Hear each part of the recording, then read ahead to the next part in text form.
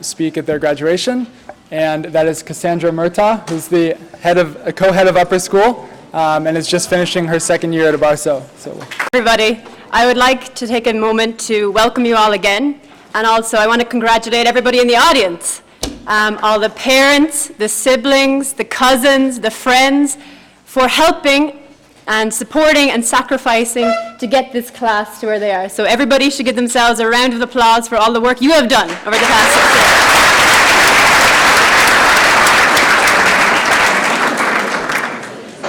6 years. So, of course, I also want to congratulate our graduating class. I know the road here has not always been easy, but I am proud to stand here today and bear witness to all of your achievements.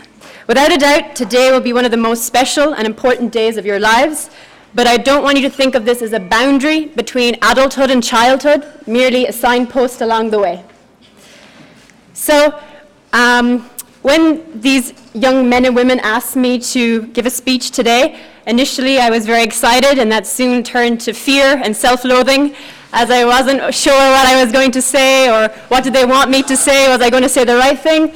And also, I have a confession to make. This is the first graduation, high school graduation I've ever been at, so I'm not sure what people say.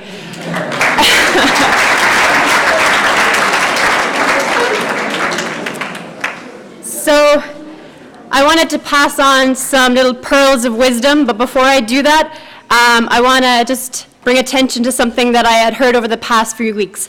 A lot of you guys have talked about after Abaarso and what I'm going to do after I leave. Like, your life will begin once you leave. But that is not true. You have been living for the past 6 years. You have been alive. During your time at Abaarso, many of you have experienced great moments of happiness and triumph, and some very momentous lows of sadness and disappointment. Many of your experiences and the feelings that you have felt this past 6 years, people twice your age have not experienced those highs and those lows. So you should be thankful for everything that the school has given you, good and not so good. And I can tell you from personal experience, having taught you guys for the past 2 years, I can definitely say I've packed more life experience into 2 years than maybe my previous, we're not going to tell my age, but.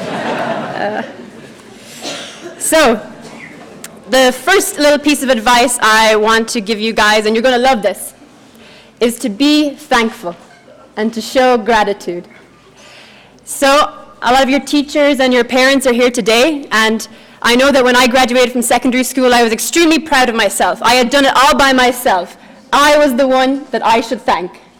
But as I got older, I realized that every step of the way, my parents and my teachers were there to walk me through and sometimes drag me through my teenage years. So, I'm going to show you the way, and today I want to thank you guys for all that you have taught me.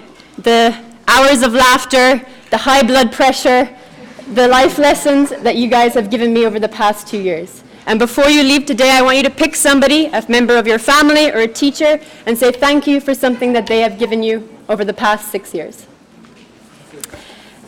The next little piece of advice I would like to pass on is that, and something that Abu Bakr kind of stole from my speech, but that just means that great minds think alike, was not to compare yourself to others. Comparison is the thief of joy.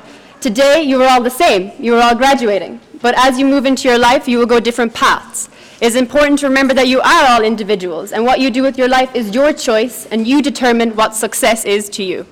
Do not look at pictures on Facebook and think, oh, I must go there, I must do that. You don't need to. You just do what makes you happy, and what makes your parents happy.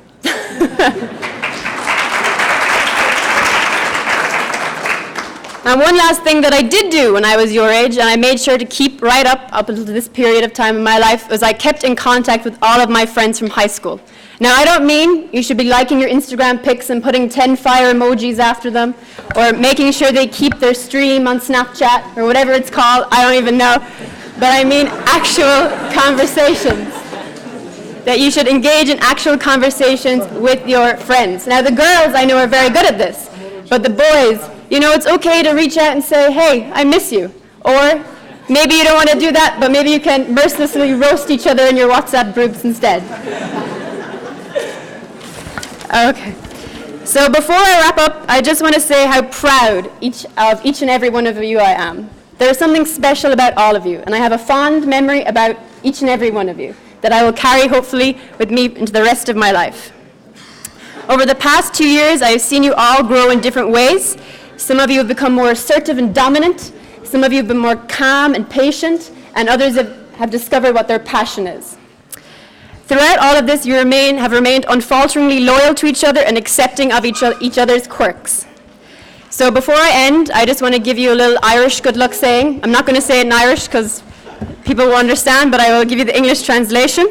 So, may the road always rise to meet you. May the wind always be at your back. May the sun always shine warmly on your face. And may the rain always fall lightly on your, on your fields. Not so applicable, but may you always be safe and well. Okay, thank you.